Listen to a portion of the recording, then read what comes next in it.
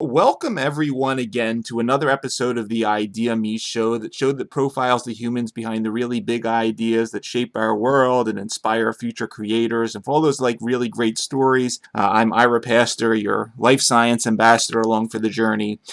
Today we are going to enter into the area of wellness and preventative medicine. Currently the U.S.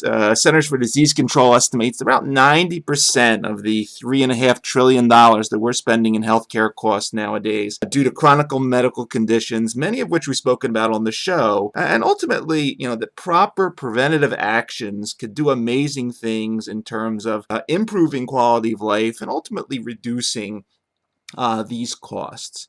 I'm really honored today to be joined by Dr. Michael Roizen, who is a board-certified internist and anesthesiologist who serves as the Chief Wellness Officer at the Cleveland Clinic, was founding chair of the Wellness Institute there, professor of medicine at the Cleveland Clinic Lerner College of Medicine, and he was developer of the RealAge Test, which was an innovative metric to help measure a human's biologic age as opposed to chronologic age, which has been taken over 42 million people since 1999 when it was first developed. And for those listening to the show that may not be as familiar, the Cleveland Clinic is a renowned academic medical center based in Cleveland here in the U.S., a 170-acre campus in Cleveland, as well as 11 regional hospitals and 19 family health centers throughout Northeast Ohio, has hospitals in Florida and Nevada, as well as operating overseas now in Abu Dhabi, Toronto.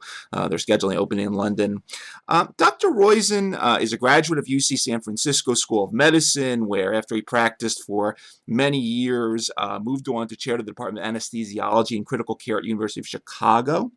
He then became dean of the School of Medicine and vice president for biomedical science at SUNY Upstate.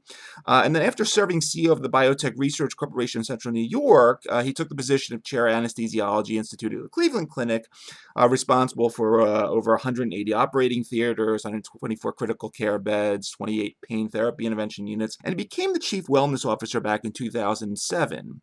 Dr. Roizen also served as a past chair of FDA Advisory Committee and as a former editor for 6 medical journals, published hundreds of peer-reviewed scientific papers, hundreds of textbook chapters, editorials, and received dozens of U.S. and foreign patents. One of the drugs he co-invented, methyl naltrexone, was an opioid receptor antagonist to reduce the side effects of certain opioid drugs. Recently was approved by the FDA. And Dr. Roizen is also a prolific author and co-author of numerous general audience books, including the #1 New York Times bestseller, RealAge, or You as Young as You Can Be, What to Eat When, Age Proof, This Is Your Do-Over, as well as the whole series of health manuals, which he wrote in collaboration with Dr. Mehmet Oz. Currently, he's in the process of publishing The Great Age Reboot, Cracking the Longevity Code to Be Younger Tomorrow. He's given thousands of lectures, been on everything from Oprah Winfrey to CNN, Good Morning America. The list goes on and on. All that, Dr. Roizen, thank you for taking the time out of your schedule to come on the show today. My privilege, Ira. Thank you. It's always a privilege to be on with you. Thank you. Thank you. Typically we start off the show just by giving our guests the floor for a little bit to introduce themselves. If you could just, sort of take us back to, I think, when you were 9 years old or so, when you decided that medicine was something that, you wanted to go into, and then ultimately a little bit of your journey towards, sort of through traditional medicine and into this sort of realization that wellness and preventative medicine was really where you wanted to be to affect things on a major scale. So, when I was 9, I had a bad throat infection. I assume, in retrospect, it was a strep throat. The pediatrician made a home visit. I was sick in bed, and as I remember, vomiting my guts out. He came, gave me a shot, and literally within 3 or 4 hours, I was feeling great. And so I said, geez, that's a wonderful man. He makes people feel better. Seems to me that would be just outstanding. I think I want to be a doctor. And that literally was the way it went. So, obviously you struggle in school with science, you struggle in school to be competitive for medical school, and that was probably the next few years. But I think a another key point was my freshman year at college, when an English teacher took me aside and said, "What are you going to do?" after literally 3 weeks in the class. And I said, maybe 2 weeks in the class. And I said, I want to go and I want to be a physician, sir. And he said, it's a good thing because you can't write anything worthwhile. You just don't know how to write. And I don't think there's any hope of you ever producing anything in the English literature that matters. And that was part of the motivation when we developed RealAge. Part of the motivation was to share it with the public. And so I had been reading all kinds of books up to then. And obviously, as you can see, I'd been productive in science at that time, but hadn't been productive yet in, if you will, in my any non-science endeavor. So that's when I started writing and got very lucky.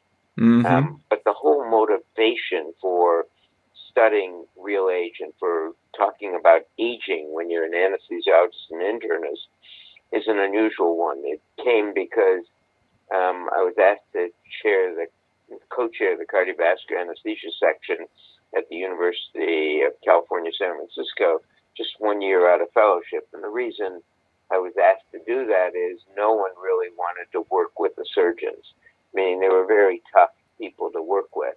And they were very demanding, but all they really cared about was outcome and, if you will, how well their patients were doing and the diseases their patients had. And so based on that, I actually got the data from all of California on outcome after a variety of cardiac and vascular operations. And it was age that mattered more than anything.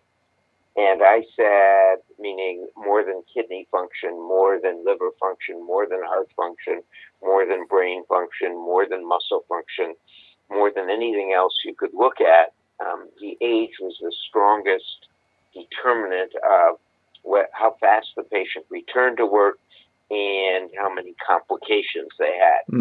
So based on that, I started saying, is there a way of making people younger in the perioperative period, younger in the period around their operation?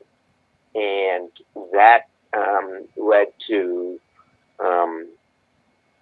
the development of, we found a number of ways to help patients get about 10 years younger. And to show you how strong a correlate it was, if you were 75, you had 3 times the risk and complication rate of a 65-year-old, 9 times of a 55-year-old. It was a natural log. It went up by 3-fold every 10 years. So I said, if we can make people 10 years younger in the 2 weeks surrounding their operation, we can radically change our outcome and make the surgeons not only, if you will, have a much better results. And so that's what we started doing. And it was simple at first, and because most people didn't know that, for example, blood pressure made a huge difference. That is, blood pressure control preoperatively made a huge difference in perioperative risk. When you looked at cigarette cessation, just quitting for 2 or 3 weeks made a huge difference. So we got a whole list of things that made sizable differences, and consequently, that's what I worked on doing. Excellent. And that led to RealAge. RealAge, my wife would say to me, and I go, I'll just do one more anecdote because it's so much fun. Sure. My wife said to me, when we were working on the RealAge book, "Why are you killing yourself?" I was chair of the Department of Anesthesia, Critical Care, Pain Management, and ran Executive Health at the University of Chicago. And so I had a normal job that was about a 100-hour-a-week job. And then I was working 20 hours a week on the book. So literally I was doing as much as I could do. Mm-hmm. And she said, "Why are you killing yourself?" And I said, I found something that can change the health of America. That is, when I talk to patients, I can motivate them to be healthier. Mm-hmm. And she said, "Come on, how are you going to do that? How are you going to?" And I said, "Look, I'm in Chicago. One of Oprah's producers will find out about this somehow. I'll get on Oprah. It'll become very popular, and we'll be able to change the health of America because people get to control their genes." We didn't know about epigenetic changes in that era, but we did know that, for example, changing your food changed your outcome in life, changed your risk of heart disease, changed your risk of cancer, changed your risk of dementia. And so we had all that epidemiologic and some intervention studies, and we set a criteria that had to have 4 studies in humans when we launched RealAge. It happened almost that way. So one of the producers from Oprah, I have no idea how she found out about the book coming out, and she said in January of 1999, she said, "I want you to come on the show because we're doing a new show." And I said, "I can't. The book doesn't come out till March 3rd or whatever it was." And the book publisher said, "I can never be on the show more than a week in advance." She then came and actually visited me and said, "This is Oprah. She makes stars, and one in the hand is worth 2 in the bush," or something like that. And I said, "I can't do it." She said, "You may never get another chance." I said, "I know that's the risk I'm taking." And then what happened was exactly that. They asked me again in February 20. So we were on February 23rd, 8 days before the book came out, and we had the whole show. We were neck and neck with Jerry Springer. She was neck and neck with Jerry Springer at the time. And to show you the difference in viewership, she had a 12.5 and he had a 12.4 at the time. During our show, they had 5-minute Nielsen's. And during the first segment, I was supposed to be on the whole show. During the first segment, the producer came over at the break and said, "You've got to get more animated. You're a deer in headlights," which I was. And I said, I thought she was supposed to carry it. And she said, no, you've got to get animated. So I said, "Can I say anything?" And she said, "Sure, it's only the people in Chicago who will know because we'll edit it out in the rest of the country if you say something stupid." So Oprah comes back in the next segment. I was to tell her real age and what she can do to get younger. So I told her her real age, and I said, "But if you floss, have more sex, and drink more red wine, Oprah, you can get much younger." And she went and took it from there. It was their number 1 show up to that point. There was a snowstorm in the east, so that's why it got to be a number 1 show, because everyone had to be at home. And so not only did it do really well, but we knocked out. She was so big that we knocked out the internet on the West Coast for 8 hours as people tried to do the RealAge Test online. And we actually had more attempted hits that day, we were told, than AOL did. Wow. Which is how big Oprah is. And the rest is, if you will, I then thought we were over, that I was over, if you will, and had the maximum effect that I could when I got a call from a guy named Craig Wynette, and he said, "Mehmet Oz, Dr. Oz is doing a show called Second Opinion with Dr. Oz for Discovery Health. He needs to talk to you because he doesn't have action steps for the last segments of his show."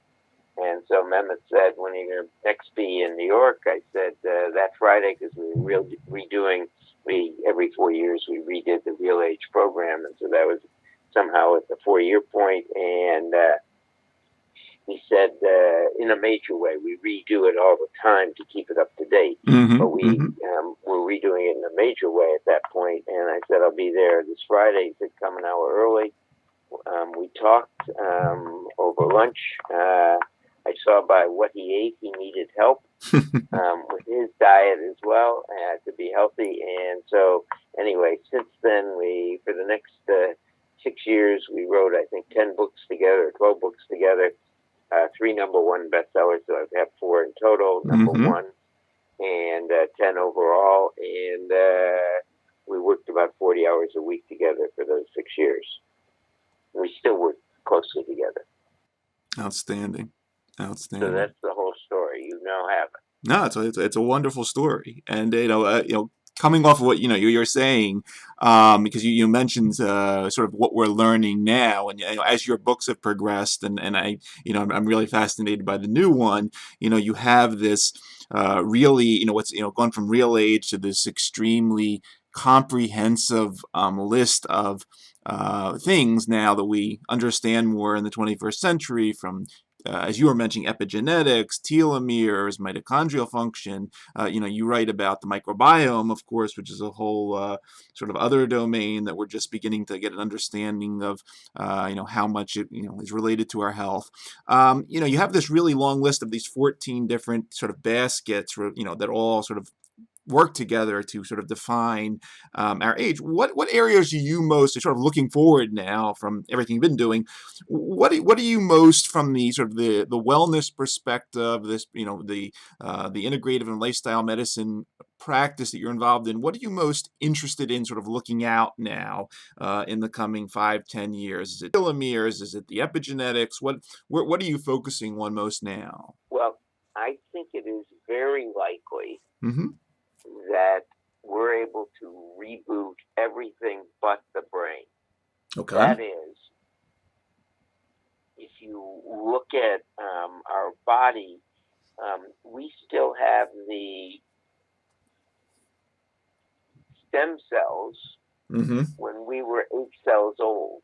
So when we were 8 cells old, you had just pluripotent stem cells, and one of those stem cells developed into a heart, and one of them developed into a kidney, and one of them developed obviously into a brain. Well, you should be able to take your heart cell, your current heart cells, and regress them to one of those 8 cell stages and regrow or have a essentially new heart muscle. What happens when we have a heart attack is we shut off blood to a certain area and kill some cells, that heart muscle cells. So we don't eject blood as well. That is, instead of ejecting 65% of the blood in the left ventricle at any one time, we might go down to 20%. And that's the stage of you can't do as much because you don't have as much blood and oxygen and nutrients to the rest of the body. But if you get to the hospital fast enough and open up the blood supply, you still have some dead cells, but they call forth your stem cells from your bone marrow, and they bring with them some exosomes of growth factors, and they turn into heart cells over a 6-week period, and they regain. And so 6 weeks later, you're able to pump blood at 55 or even 65% again, because you've got new cells pumping in your heart. Where did those come from? Well, those really came from your, if you will, they came from your body, your stem cells from your bone marrow. And that's really, we used to think that by opening up the heart blood vessels fast enough, you were actually saving the cells that were there. And you do to some degree. But really what you're doing is getting those cells that are dying somehow send out a signal to your bone marrow cells, your stem cells, come here. And so they come there, and with those growth factors that they come with, they're able to produce. And we learned this in a heart transplant. If you put a male heart into a female body, and that male heart then subsequently gets a heart attack, what repairs that male heart is the female body's stem cells. So the key point is that one is you want your stem cells, and there's a scientist, a brilliant scientist from Japan, Yamanaka, who found the 4 factors, the 4 genes that when activated would turn on, regress a cell into a stem cell, and then let it grow. The problem when he did this in the early 2000s is those cells then turned into cancerous over a year and a half. Where we are now is people have been playing with this, and playing with it is a euphemism for doing experiments with it. People have been seriously doing experiments with this, and at least in guinea pigs at San Diego and Davis at Harvard, they've done it with male beagle dogs, and in Sweden they've done it with guinea pigs, able to literally regress the dog or the guinea pig or the mice into younger, if you will, puppies and dogs. They've kept their intelligence because whatever they do doesn't change, doesn't get across the blood-brain barrier, which means we've got to protect our brain to stay functional. So, in fact, this is a wonderful opportunity to protect your brain and keep it as viable as possible. But at the same time, you, if you will, become much, much younger. Outstanding. So what am I most excited about? Is this reboot that we think we can have, and the data that at least 80% of brain aging we're able to prevent by lifestyle choices, such as listening to new programs like yours and having our mind and imagination stretched. Excellent. So it is doing exercise. It is doing physical activity. It is managing stress is probably the most important. It is eating foods that what we call love you and you will love back. So all of these things are incredibly important for keeping our bodies young. Excellent. Yeah, I mean, I've always been intrigued by, you've written in the past about sort of the mind, and we don't think as much about how just our thoughts, negative, can have all these downstream effects, whether they're the endocrine system or our lymphatic system, and these things, just like eating poorly and not exercising enough, affect us, whether they're at the level of organs or cells or DNA, and it's an extremely important point in sort of the whole package, I believe, as you've talked in the past about. The Another thing that you were sort of first on the scene for many years ago, there's this whole principle of sort of biology, that this concept that we are organisms that have rhythms to us. So we sort of call them biologic rhythms, and they're different cycles and periods and so forth in the human body. We've talked a little bit about this on the show in terms of the way how we should take certain drugs, whether I should take my blood pressure drug in the morning or at night. Talk a little bit, if you would, about sort of this whole area, because you've spoken a lot about how it's not as much what we eat all the time, but when we eat it. And how that ultimately can affect certain genes better or worse in certain cases. We might go into that a little bit because it is a fascinating topic. Yes. So what is very interesting is we have a chronobiology that we probably developed because of until at least the late 1880s, we all lived for all all those years, those thousands and thousands, tens of thousands of years that we evolved, by the sun. And so the sun sets our rhythm. And you know that because when the sun goes down, your melatonin goes up, and there are 4 other systems in the brain that help you sleep. But almost all of them are governed to one degree or another by daylight. Well, it turns out that those hormones also affect our eating patterns and how we metabolize food. And this really, although we learned about cancer rhythms and if you will, a lot of chronobiology in the 80s and 90s, and even before that, it was obviously suspected. But what we've really learned about is right now and I want to say this correctly, is those hormones influence our metabolism to a great degree, and they've developed over thousands of years. So one of the things that is most fascinating is over the last 6 years, the data accumulated that this was important in how we metabolize food and what happened to our weight and waste. So and that data that as I alluded to, I'm a data nerd and require 4 studies in humans before we go public with what I think is recommendations for other people. Well, it turned out that the data in humans is that,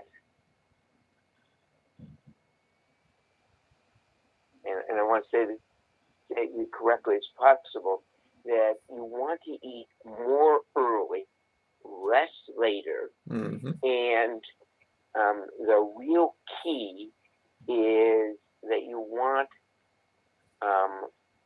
75 or 80% of your calories before 2 p.m. and certainly before 3 p.m.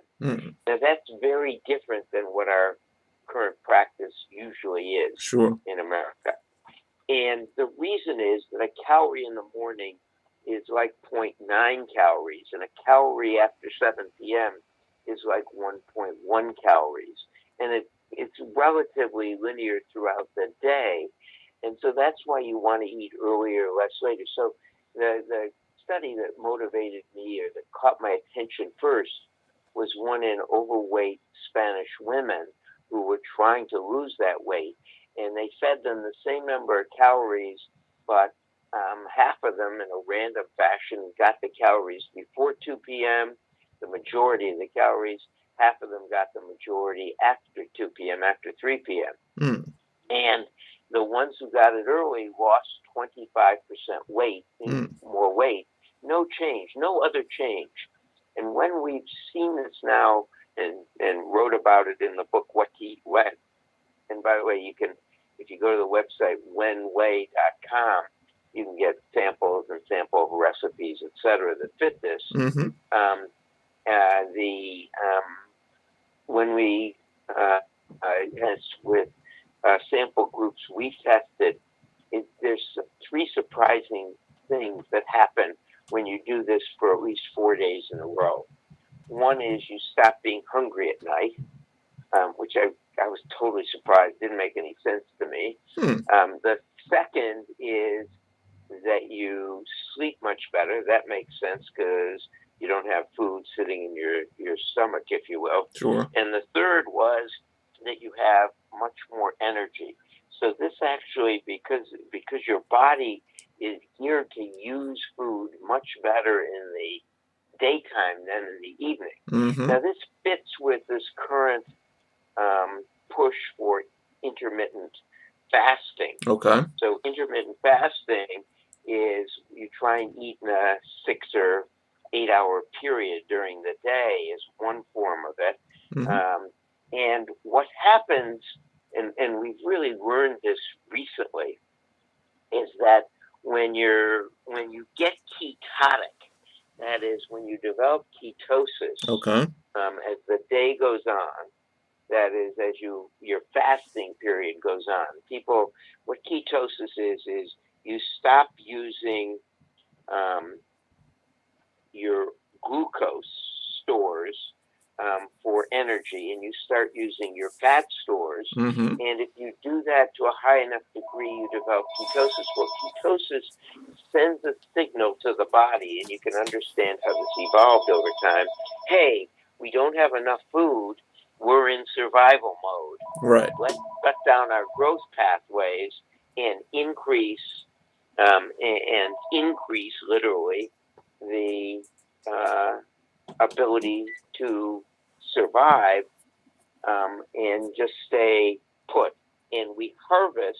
At that point, you turn on enzyme systems and protein and enzyme systems that take your old cells and kill them Mm-hmm. and recycle the proteins from them so that you can survive. Now, one of the keys that was accidentally discovered by a guy named Walter Longo was, in fact, that it's the refeeding period that is key in this intermittent fasting.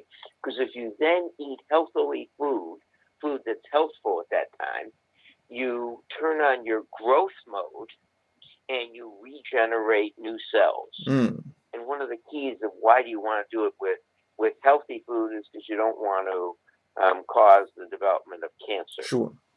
So it's a key point that, in fact, the chronobiology requires you to do it long enough to develop that ketotic period where you are in survival mode. Sure. How long does that take? Well, in most people, it takes someplace over 16 hours or more, meaning if you only eat, say, between 11 a.m. and 7 p.m., you're doing great because you're in the survival mode, and then if you eat that meal at 11 a.m. and eat most of the calories, your biggest meal at lunch or at that brunch period, you actually help your body tremendously in regenerating healthy cells. Fascinating. We're an amazing system. The body isn't it? I mean, when you think of it, the body. Now we really evolved to make it to age 30. Yeah. But the systems to do that and to live longer than that are in place, and we can use them. And that's the neat thing is, quote, we can use them to help us live longer and help our grandkids. Absolutely. Along those lines, I wanted to sort of have you, because I know you spend time as an FDA advisory member over the years. And I just wanted to, I had this question here. I want you to sort of put your regulator hat on for a moment. One of the sort of the debates that I hear a lot, when I go out to some of these aging or longevity related conferences, there is a sort of a pool of folks that is very passionate about having the Food and Drug Administration actually classify aging as a disease itself, as opposed to just the Alzheimer's or the specific cancers, what have you, with the sort of the supposition that if FDA did create something called aging, that whatever metformin or whatever can be used on this basket of sort of aging-related biomarkers, that will help in the future the development of further pharmacotherapeutic agents that for aging, and it will steamroll in a positive way. I'm just interested with your sort of regulatory experience. Do you think that this is a useful thing, an idea, not? And where would you stand on sort of our FDA ever classifying aging as its disease by itself? Well, the benefits of classifying aging as a disease Mm-hmm. is that we're able to study medications and to find medications that affect the rate of aging. Mm-hmm. Um, the FDA has always done this by systems. That is, they're drugs that affect the female reproductive system, or they're drugs that affect the GI system. So there's a advisory committee on gastrointestinal drugs and diseases. You can imagine there's none on the integrated system. Right. It's one reason why aspirin's never gotten approved by the FDA as a benefit, because they looked at its heart benefit, its stroke prevention, its heart disease prevention, its stroke prevention, its cancer prevention, Mm-hmm. and even the individual cancers prevention independently. And so what the FDA, by classifying aging as a disease, would do is be able to study an integrative process of why we get older, and why not only we get older, but why the body isn't functioning as well as it could as we get older. Mm-hmm. And so the ability to study that with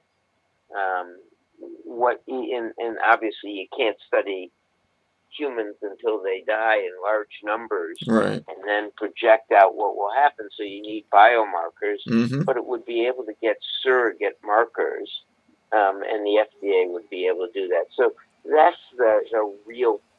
I mean, I think, Ira, that would be the real benefit of that, and is the real benefit.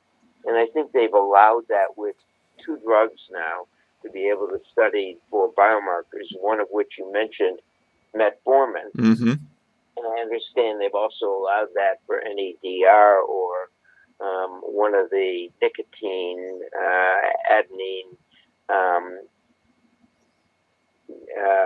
precursor drugs. Mm-hmm. Mm-hmm. Right. You probably know more than I do on this area, so Probably not, but no, but it's a good point. Yeah, and it's going to be interesting to see how many sort of products, supplements, whatever, are elected to go down this path in the future. So I should be asking you, what are you most excited about in this area? I'm actually I'm most excited about what you brought up, the sort of whole body epigenetic reprogramming and remodeling of the system. But I would like, as you said, I would like more to happen in the brain, because I realize that whether that's traumatic injuries to the brain, or whether it is this tsunami of Alzheimer's and dementia and other problems along that line that we know is coming, we need something for that. Because, as you know, as a clinician, we're doing somewhat okay with our interventions for heart disease and cancer, but Alzheimer's is a scary one. But I'd like to see a lot more happening there. But you've done such an amazing job at being a spokesperson for this field, and sort of getting these concepts out there over the years. And it's, I take my hat off to you for this, because it is something that we all 7 billion of us need to know about, and follow this principle of prevention and lifestyle management. However, one thing that bothers me when I go to sort of the CDC website and I see the numbers behind tobacco, alcohol, and obesity, it's fascinating to me. I don't smoke. I try to exercise a decent amount, but some of these numbers are scary. Where has the consumer packaged Well, that's good? a real failing of us as physicians, don't you think? It's a failing that we have not motivated enough people to be healthy. And so let me just tell you what we've done at the Cleveland Please Clinic do. Please do. to give you an example. So our CEO, we formed the Wellness Institute, which is why I'm where I am now, rather than doing anesthesia, critical care, pain management. And during the coronavirus, I volunteered to come back in the OR and the ICU if need be. But in any case, right now I'm still wellness doc and the chief wellness officer, now emeritus at the clinic. And what we did in 2006 is propose a wellness institute where we would try and motivate our employees to get healthier and see if we could literally bend the cost and illness curve and aging curve of a large number of people. We have 101,000 employees and dependents, about 60,000 employees and 41,000 dependents. So what we did was in fact, it's crazy. I got the data from the Medicare survival studies from the Chicago Public Employees Union, the gas company, the water company, the electric company employees. In 1946, about over 90% of them volunteered to be in a study where they got followed till they died. And those that had what we call 6 normals, and I'll come back to that, lived about 30% longer, had a 70% reduction in illness costs per year, and that even though they lived 30% longer, their total medical expenses were 50% less, even 50% less in their last year of life. So we modeled that and motivated and told our employees, if you get to those 6 plus 2 normals, and they had to be verified by a primary care provider, or had a plan to do so and would get there over 3 years, you would get a large financial incentive. We started, with simple behavior, like how many steps by a pedometer, and what we found was people would lie with behaviors, self-reported, and they wouldn't put it in. In that era, there weren't automatic downloads. And when we looked at some of the pedometers, people would put them in, when they first became downloadable, people would put them in their washing machine, get 60,000 steps in an hour, or give it to their dog and get 20,000 steps in an hour. So we went to outcome measures, blood pressure, LDL cholesterol, fasting blood sugar, body mass index, not in the obese range, could be in the overweight range because it wasn't until obese that a lot of aging happens, etc. So we did 6, what we call 6 plus 2 normals. The plus 2 is see a primary care physician and immunizations up to date. And what happened was we had 6% of our employees in 2008 had those. That's exactly the normal in Meehan's data for 47-year-old people in 2008. We're now at 3.9%, and 70% participate voluntarily in the program. It's totally voluntary. They get about a $1,480 reduction in premium, which if you put in an HSA at 4%, you'd have an extra $200,000 in 27 years if you worked at the clinic for 27 years. Nice. The point of that is obviously it would also save us money by people not needing illness care. How much has it saved us? Well, over the national average, it has saved a little more than 190 million last year. Woo! And 1.05 billion in 10 years since the program's been in practice. what else can I tell you about that? That's as compared to both our trend line and the national average for healthcare organizations. Outstanding. So it's been a boon to us. Our employees have gotten well over $300 million direct savings, plus they get a bunch more and not having to pay copays, etc.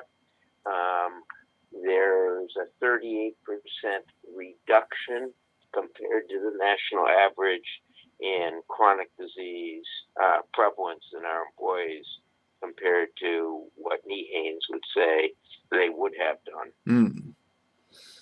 So they're getting younger compared to the national average,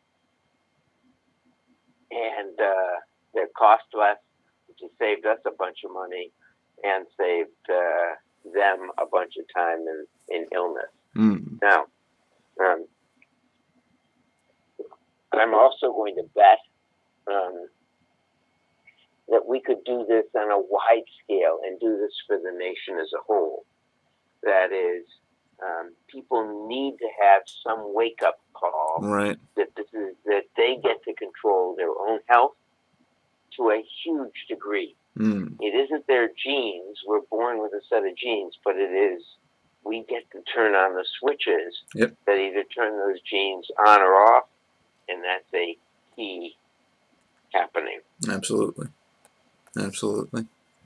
Yeah, I mean, it definitely seems you've solved the messaging issue, and if we can get that further distributed amongst this country, we got to bring some of the smoking and drinking and obesity numbers down. And it seems like there's definitely a pattern there of how it can be done, and we need to watch your case at the Cleveland Clinic and use that as a nice model. Well, just imagine if we did this and had just the same participation rate for Medicare, Medicaid, VA, and government employees.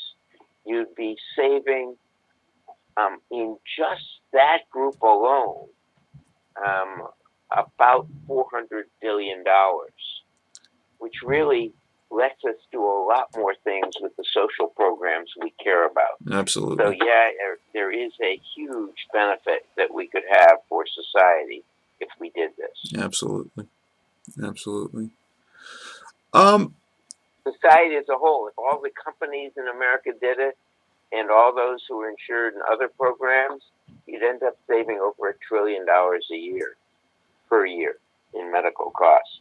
Wouldn't be that you'd shrink the medical society, it would go to about 7% of GDP on a federal basis. We'd stay at about 19% overall in the country, and you'd end up with healthier people living longer and much more human productivity.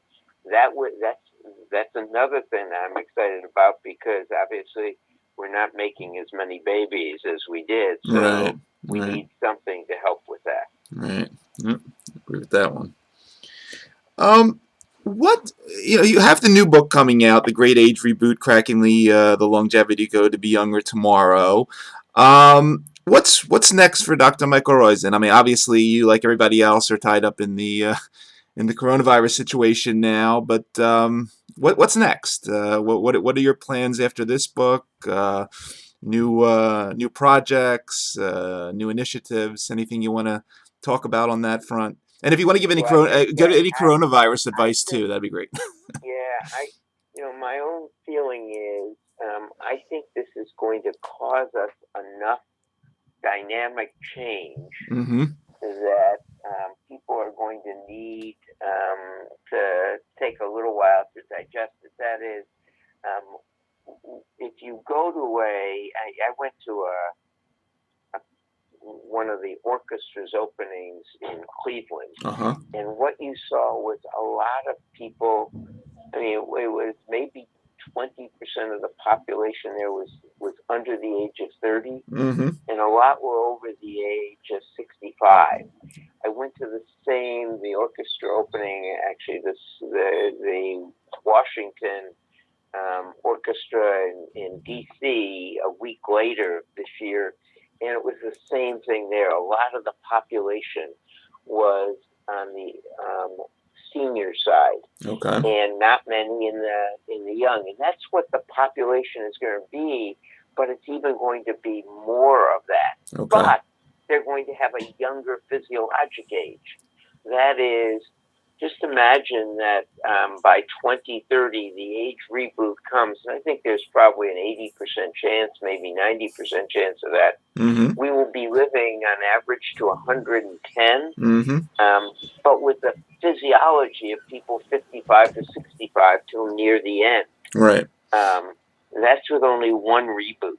And what that does is it changes everything. I mean, whether housing will be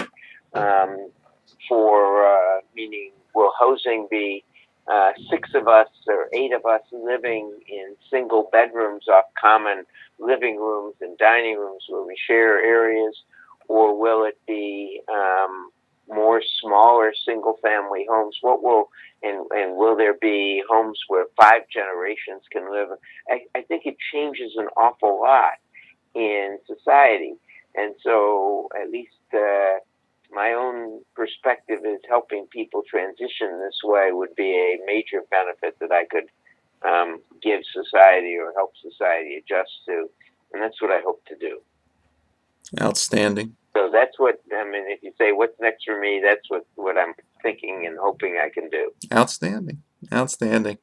You know, everybody, everybody's going to be listening to this episode. We've been speaking with the amazing Dr. Michael Roizen, making 110 the new 50. Pick up his, keep an eye on his new book, The Great Age Reboot, Cracking the Longevity Code to Be Younger Tomorrow. Obviously, go out to Amazon and look at all his #1 bestsellers. His prolific writer, amazing career, chief wellness officer at the Cleveland Clinic. Michael, thank you for taking the time to come on the show today. Thank you for doing everything that you've been doing over the years and making this era of extended I don't want to lifespans. be thanking you for the opportunity, and hopefully people will also the What to Eat When book and the What to Eat When cookbook should be out shortly. I think comes out by the time this podcast comes out. It's out, and so What to Eat When cookbook has. If you're looking for something to do while the coronavirus passes us by, hopefully, or goes on vacation, hopefully, learning how to cook healthily for you or having your family learn how, the What to Eat When cookbook is a great addition. So I appreciate the opportunity of putting that blurb in for the cookbook. Absolutely, and we'll link to all this too when we craft the blog page as well. So, Michael, thank you so much for your time today. This was really great.